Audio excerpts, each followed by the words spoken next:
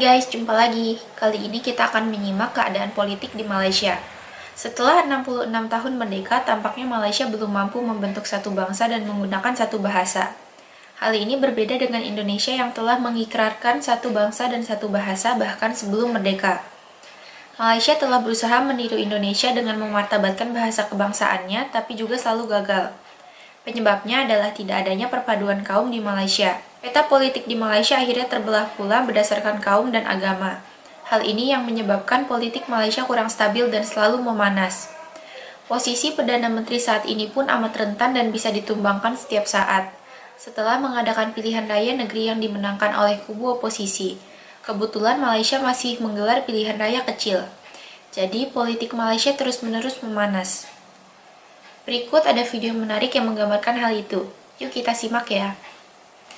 Politik dari selepas merdeka sampailah sekarang ini, kita lihat politik yang berasaskan perkauman semata-mata dia laku satu ketika dahulu, terutama sebelum peristiwa 13 Mei.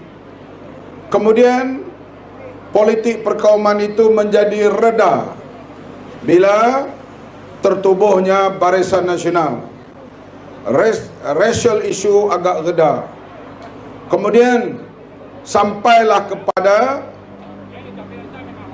bersatunya ataupun coalition antara parti PAS dengan parti DAP pada tahun 2008. Isu perkauman menjadi reda.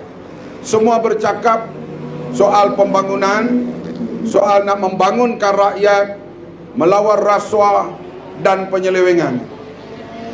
Sampailah kepada 2018, isu perkauman ini reda dan ianya nampak kepada rakyat ke arah lebih bersatu untuk menunaikan atau menuntut hak-hak mereka sebagai rakyat, dan pemimpin pula bertanggungjawab menunaikan apa yang mereka janjikan kepada rakyat.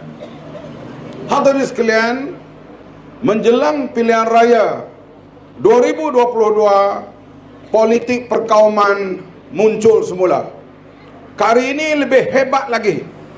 Soal kononnya Islam terancam, kononnya orang Melayu akan tergadai hidup mereka di negara mereka sendiri, dimainkan secara besar-besaran seperti sebelum tahun 1969.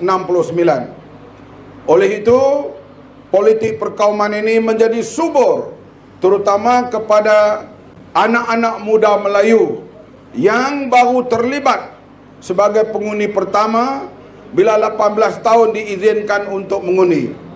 Racial dan religious issue ini dimainkan dan memang mendapat sambutan. Saya yakin sambutan ini hanya sementara, yaitu satu gelombang yang ditiupkan. Hal perkauman ini dia adalah satu gelombang sementara, karena asas ini tidak boleh bertahan lama. Ianya boleh memerangkap rakyat satu ketika, yaitu ancaman terhadap orang Melayu, DAP komunis dan juga Islam terancam. Ini semua slogan dan dapat merangkap rakyat buat sementara, terutama di kawasan majoriti orang Islam seperti di Kelantan, Terengganu, Kedah, Perlis. Saya yakin gelombang hijau ini tak dapat melintasi sempadan negeri Johor, insya-Allah.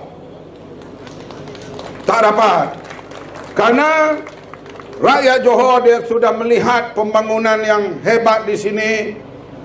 Dengan memang bukan lagi kita kata selesai 100%, tapi pembangunannya berjalan dengan baik untuk faedah rakyat.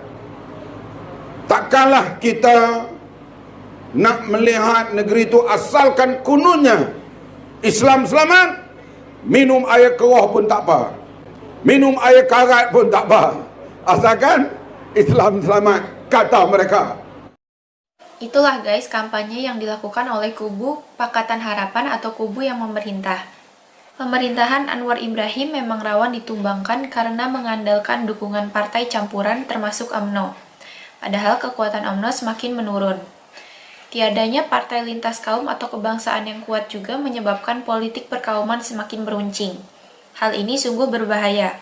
Konflik politik berdasarkan kaum pula yang memicu kerusuhan pada 1969 silam, seperti yang disampaikan oleh Profesor Malaysia Ramlah Adam. Yuk kita simak penjelasan beliau. Nah, peristiwa 13 Mei adalah satu peristiwa yang dianggap sebagai titik hitam ya dalam sejarah negara kita, iaitu berlakunya pergaduhan antara kaum ya di tanah Melayu, terutamanya antara kaum Melayu dan kaum Cina ya. Dan dia berlaku pada 10 Mei ya, selepas pilihan raya ke-60 pilihan raya pada 1969 yang bermula pada 10 Mei. Dan kemudian pertempuran itu berlaku, perarakan berlaku dan kemudian dia berlarutan pada 11, 12, 13 kemuncaknya, 14, 15 barulah apa tu dapat ditamatkan. Jadi maknanya berlaku dalam masa 5 hari ya, tapi selalu disebut sebagai 13 Mei 1969 sebab itu peristiwa kemuncaknya. Mengapa dia berlaku? Mengapa dia berlaku? Itu peristiwa mengapa dia berlaku? Dia berlaku senang saja.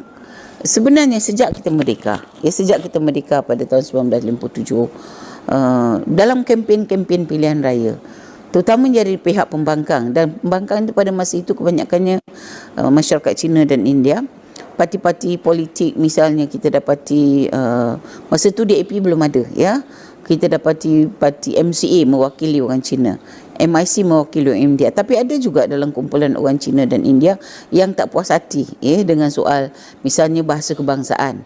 Mereka kalau boleh hendakkan bahasa Mandarin sebagai bahasa kebangsaan juga ya, itu tuntutan daripada sekolah-sekolah Cina ya. Lepas tu mereka juga mahu sekolah Cina dijadikan sekolah kebangsaan. Tak jadi parti-parti politik yang nak dapat simpati, nak dapat pengaruh, digunakanlah isu ni. Itu satu isu. Isu yang kedua ialah pasal 153. Pasal 153 ialah kedudukan istimewa Melayu. Ya, nah ini 69 sudah ada dan anak negeri Sabah Sarawak ya. Kedudukan Bumiputera. Ini berlaku tahun 69. Pasal 153 itu, tapi orang bukan Melayu tak puas hati dengan pasal itu. Dia minta hapuskan. Bila dia minta hapuskan, bermakna dia akan hapuskan orang Sabah dan Sarawak. Tetapi orang Melayu tentulah benda itu dah ada dalam perlembagaan, mestilah terus didukung.